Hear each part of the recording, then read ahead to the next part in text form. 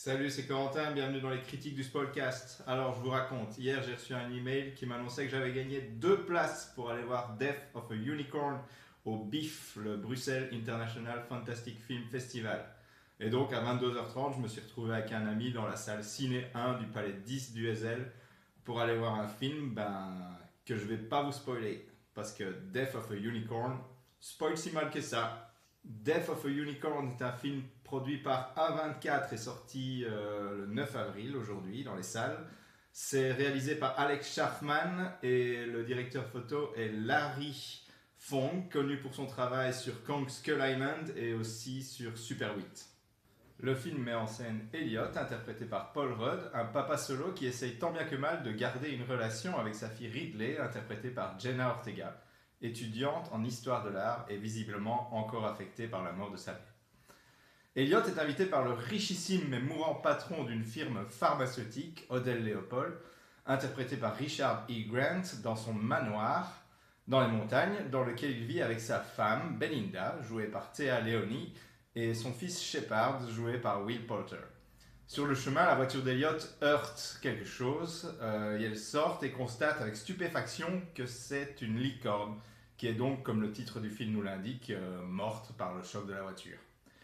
Elliot et Ridley ramènent au manoir le cadavre de l'animal qui révèle alors ses propriétés thérapeutiques fantastiques et miraculeuses. Ça, c'est le pitch du film qui m'a plutôt plu et donc je ne vais pas vous le spoiler.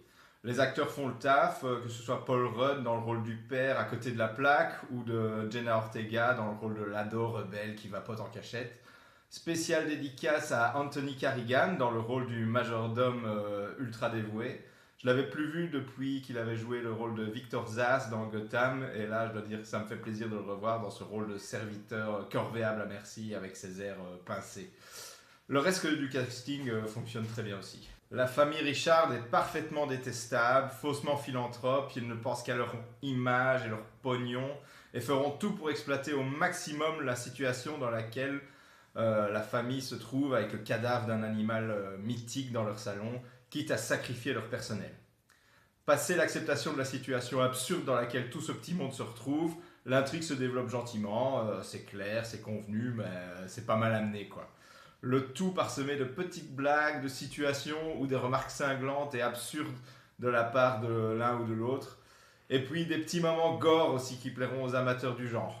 Il y a aussi des références appuyées à plusieurs films comme Alien, E.T., Jurassic Park et Casper par exemple. Il y en a peut-être d'autres, mais je les ai pas repérés. Ça mériterait peut-être une seconde revue.